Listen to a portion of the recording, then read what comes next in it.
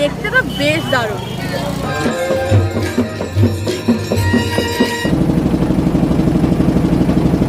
প্রাইভেটেও করা যায়, মানে প্রাইভেট।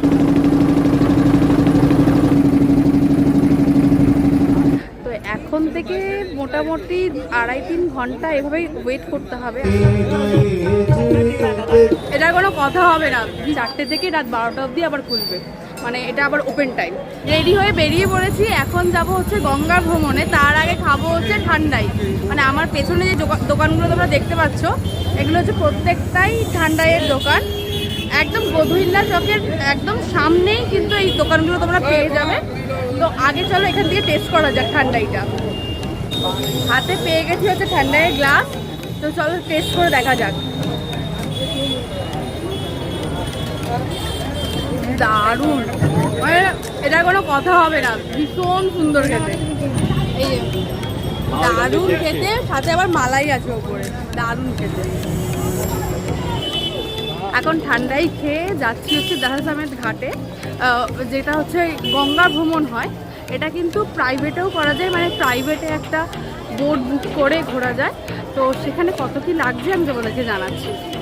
এখানে কিন্তু ভর্তি ভর্তি বেনারসি শাড়ির দোকান আছে, বাট প্রচুর দাম, প্রচুর এক্সপেন্সিভ। হ্যাঁ, একটা হয়তো কেনা যেতে পারে একটা মেমোরিজের জন্য, বাট আমাদের ওখানেও একদমই সেম, মানে এরকম খুব মানে হ্যাবক কিছু পার্থক্য নেই, বাট প্রচণ্ড দাম। আমি গেছিলাম এখন একটা দোকানে, আমি পরে তোমাদের সাথে সেই ভিডিওটা শেয়ার করব, বাট ভালোই কিন্তু দাম। মানে বেনারসে এসেছি, বেনারসি শাড়ির যে কম দাম হবে এরকম কিন্তু কোনো ব্যাপার নেই।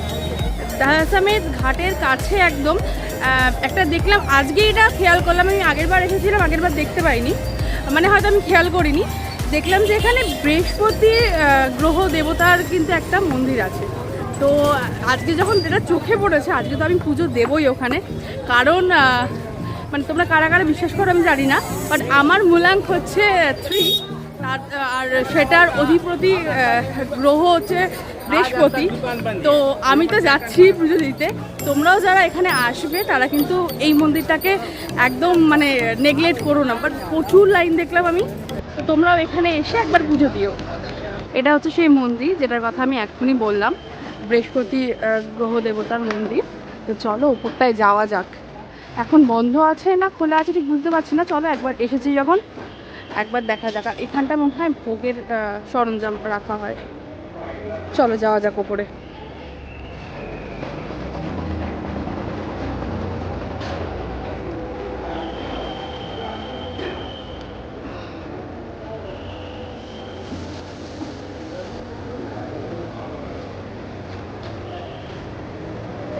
মন্দির এখন বন্ধ আছে। হ্যাঁ, 4টের সময়, এখন 3টে বাজে, তার জন্য মন্দির বন্ধ আছে। এটা 4টে থেকে রাত 12টা অবধি আবার খুলবে, মানে এটা আবার ওপেন টাইম। তো ঠিক আছে, আমরা গঙ্গা ভ্রমণটা করে আসি। ওখানে তো মোটামুটি 1-1.5 ঘন্টার মধ্যে হয়ে যাবে। দেন সন্ধ্যা আরতি দেখার আগে বা দেখার পরে আবার আসবো। এটা হচ্ছে জাহাজ আহমেদ ঘাট। জাহাজ আহমেদ ঘাটের ঠিক পাশ থেকে, মানে এই জায়গাটা থেকে বলতে পারো, এখান থেকে সিঁড়ি দিয়েও আসতে পারো এই জায়গাটাতে, আবার সাইডের রাস্তাটা দিয়েও আসতে পারো। তো এখান থেকে ছাড়ে হচ্ছে এই বোটগুলো, শেয়ারেবল বোটগুলো হচ্ছে, এই বোটগুলো হচ্ছে শেয়ারেবল বোট, 140 জন। আর এই ছোট্ট ছোট্ট বা এই বোটগুলো হচ্ছে তোমার প্রাইভেটে। তো প্রাইভেটের এখন এই রেটটা প্রচণ্ড হাই চাইছে, জানি না কেন। এক একজন 6,000, 4,000, 3,000 থেকে স্টার্টিং দিচ্ছে। মানে নর্মাল টাইমে কিন্তু এখানেই মানে 1,800, 2,000-এর মধ্যে হয়ে যায় প্রাইভেট, বাট আজকে কেন জানি না প্রচণ্ড হাই চাইছে চার্জ। দেখি আমি যদি কমের মধ্যে কোথা থেকে পেতে পারি। এই জায়গাটায় কী বলো তো, সবাই না সবার সাথে লিঙ্ক আপ, মানে এক জায়গায় তুমি দর করে ফেললে তারপরে যতজনের সাথে কথা বলবে একই রেট পাবে। তার জন্য একদম ঢোকার আগে থেকে কারোর সাথে কথা বলো, যদি রেট পছন্দ হয়ে যায় তার সাথেই যাও, তার সাথেই তার বোটে চড়ে তোমরা কিন্তু এখানে 80 ঘাট ঘুরে কমপ্লিট করতে পারো। এখন বাজে 3:30, এখনই দেখো সন্ধ্যে 7টায় হচ্ছে সন্ধ্যা আরতি স্টার্ট হয়, বাট এখন থেকেই কিন্তু তার প্রস্তুতি চলছে। মানে ঘাট পরিষ্কার থেকে শুরু করে চেয়ার পাতা, লোকজন কিন্তু প্রায় এখনই চলে এসেছে।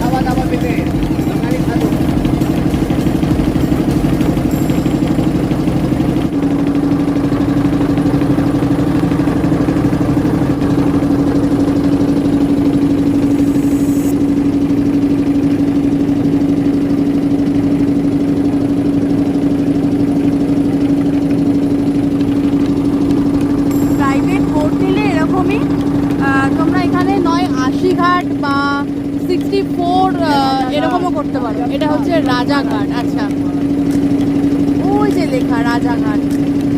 তো প্রাইভেট বোট নিলে আমার মনে হয় একটু ভালো, কারণ এখানে তো জানোই এখন ট্রেন্ডিং হচ্ছে ফটো তোলা। মানে এই ঘাটে তো এসে ফটো তোলা ভীষণ সুন্দর সুন্দর ফটো আসে। তো তার জন্য প্রাইভেট বোটটা নেওয়া খুবই দরকারি, নাহলে শেয়ারে কিন্তু ফটো তোলা যায় না, ওরকমভাবে চান্স পাবে না খুব একটা ফটো তোলার। নৌকা ভ্রমণ আমাদের কমপ্লিট।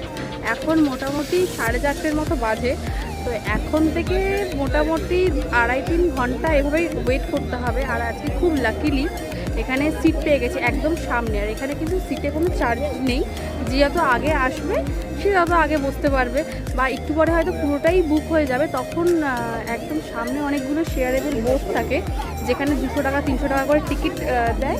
সেখানে বসেও কিন্তু তোমরা গঙ্গা আরতিটা দেখতে পারো।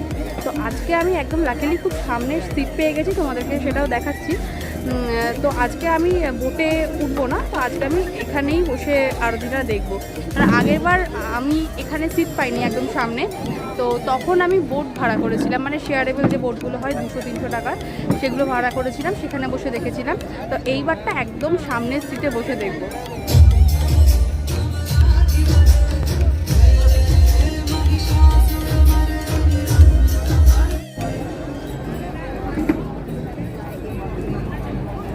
গঙ্গা আরতির জায়গাগুলো এত সুন্দরভাবে সাজাচ্ছে ফুল দিয়ে, মানে এটা চোখে না দেখলে এর সৌন্দর্য ঠিক ভাষায় প্রকাশ আমি করতে পারবো না, এত সুন্দরভাবে সাজাচ্ছে।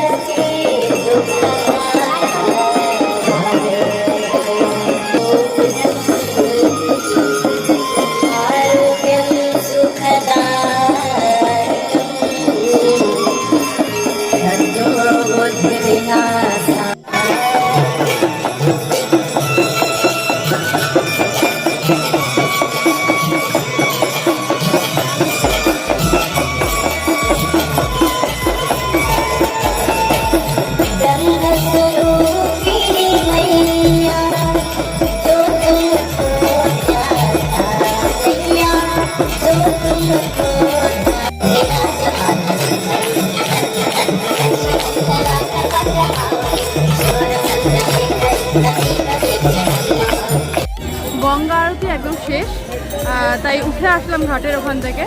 তো এখন যাব হচ্ছে কালভৈরবে পুজো দিতে। তো তার আগে একটুখানি প্রচণ্ড গলা টানছে এত গরমের মধ্যে, তার জন্য একটু আগে লস্যি খেয়ে নেবো।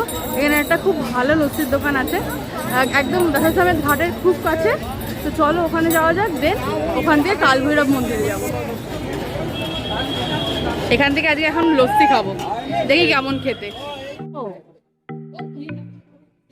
দেখতে তো বেশ দারুণ, দেখা যাক ট্রাই করে।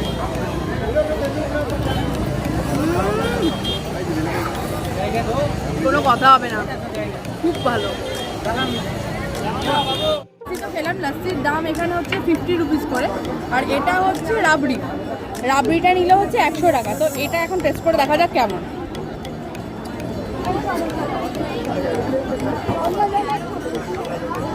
ভালো, বাট এরকম রাবড়ি ওখানেও গেছি, বাট লস্যিটা এখানে সব থেকে ভালো। এটা হচ্ছে গোধৈল্লা চক। তো এখান থেকেই কিন্তু কালভৈরবের রিক্সা হোক বা টোটো হোক এটা নিতে হবে। আর মন্দিরের একদম সামনে কোনো রিক্সা বা টোটো যায় না, একটুখানি হেঁটে যেতে হয়। সেই কাশির বিখ্যাত কাশি চাট ভান্ডার, প্রচণ্ড লাইন পড়েছে।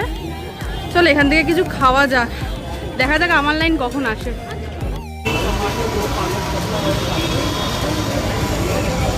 কাশি চাট ভান্ডার থেকে আমি নিয়েছি হচ্ছে পাপড়ি চাট, আর মার হাতে এখানে আছে হচ্ছে দহি পুরি। আচ্ছা, দহি পুরি মানে দহি ফুচকা। তো দেখা যাক কেমন খেতে। আমি খেয়েছি যদিও, দারুণ খেতে, বাট এবারও ট্রাই করা যাক।